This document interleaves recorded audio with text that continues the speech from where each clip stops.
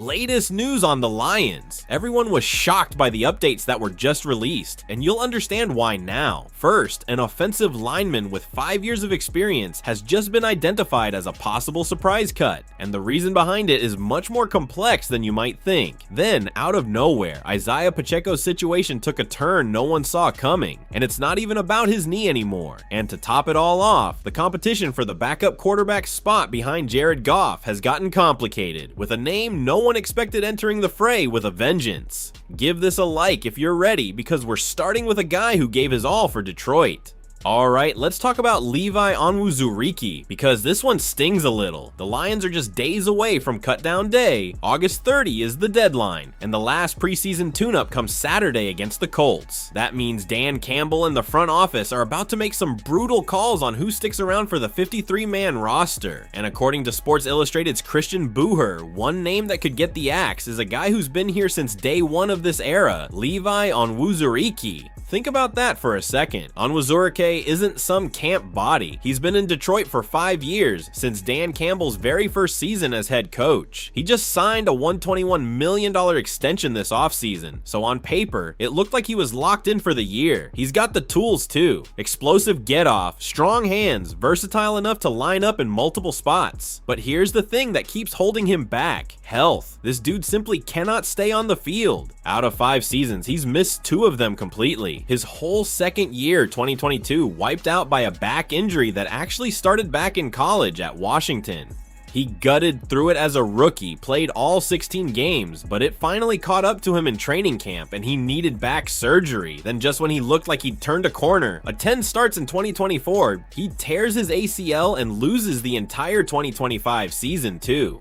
5 years, and he's only started 10 games. That's rough for a former second-round pick. And look, the Lions already paid him once, giving him a $4 million a year deal with $3.5 million guaranteed after his rookie contract. They didn't get the return on that investment because of the ACL, so now you add in the fact that Detroit has cheaper, younger options ready to roll. Tyler Lacey has been turning heads with first-team reps. Tyleik Williams is already a key rotational piece next to Alan McNeil, and guys like Ahmed Hassanein and rookie Skylar Gill-Howard have flashed in camp. When you stack all that against the injury history, you start to see why Onwuzurike's name is popping up on cut lists nobody expected.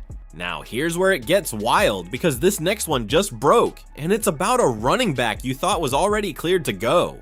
Now let's get into Isaiah Pacheco, because this update is not what Lions fans wanted to hear. Everybody already knew he was dealing with a knee issue, sprained his MCL earlier this month, and Dan Campbell had been saying all along he expected Pacheco ready for the season opener on September 13th against the Saints. Well, that timeline just got shakier, because now there's a back injury in the mix too.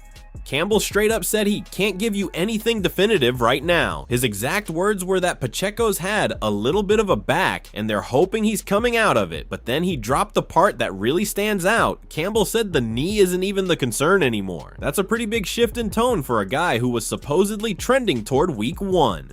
And it's not a coincidence, this comes right after the Lions sat down with free agent running back Kareem Hunt this week. You connect those dots, and it starts to make sense why Detroit's covering their bases at the position. Let's not forget who Pacheco is, though. This guy's a 2-time Super Bowl champ, spent his first 4 years with the Chiefs after getting drafted in the 7th round back in 2022. Last season alone, he put up 462 rushing yards, caught 19 balls for 101 yards, scored a touchdown. For his career, he's racked up over 3,000 yards from scrimmage and 17 touchdowns. Plus, he's been an absolute problem in the postseason with 547 rushing yards and 4 scores. He signed a 1-year, $181 million deal to back up Jahmyr Gibbs in Detroit, so this back issue popping up right before the season is definitely one to watch. Alright, that's rough news, but stay with me because the last story might be the biggest shakeup of the 3, a backup QB battle nobody saw coming. Alright, last one, and this might be the most fun storyline of the 3, the backup quarterback battle behind Jared Goff. The Lions are sitting at 1-1 in the preseason, heading into their final dress rehearsal Saturday against the Colts at Lucas Oil Stadium. And through 2 games, Dan Campbell has kept every starter glued to the bench, including Goff himself. The guy hasn't played a preseason snap since 2022, so there's a real chance he sits again, meaning the backups are about to get the spotlight one more time. That leaves two names battling it out, veteran Josh Dobbs and undrafted rookie Luke Altmaier. And according to NFL analyst Gennaro Felice, this race is closer than anybody expected. His exact take was that Dobbs, the pastronaut, hasn't really grabbed the job, while Altmaier's flashed real promise despite having way less experience. Here's the backstory. Teddy Bridgewater was supposed to be the primary backup, but he abruptly retired during camp, forcing Brad Holmes to go sign Dobbs off the street on August 9th. Dobbs has bounced around 8 different teams since 2017, so he's got the resume, but he's also only had 2 weeks to learn Campbell's playbook. Altmaier, meanwhile, has been in the building since April, went through OTAs, minicamp, the whole deal, so he knows the system better. He's even been getting second team reps in practice, something Dobbs hasn't gotten a shot at yet because he showed up late.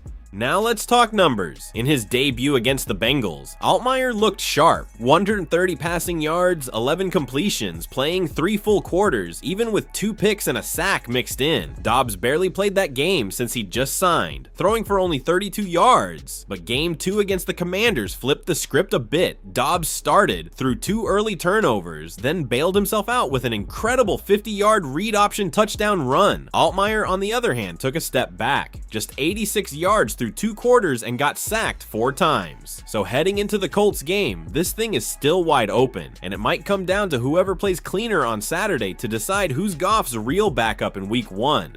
Look, none of this is settled yet, and that's what makes cutdown day so scary. Which one worries you most? Onwuzurike, Pacheco, or the QB2 fight? Drop it below and subscribe so you don't miss a single Lions update.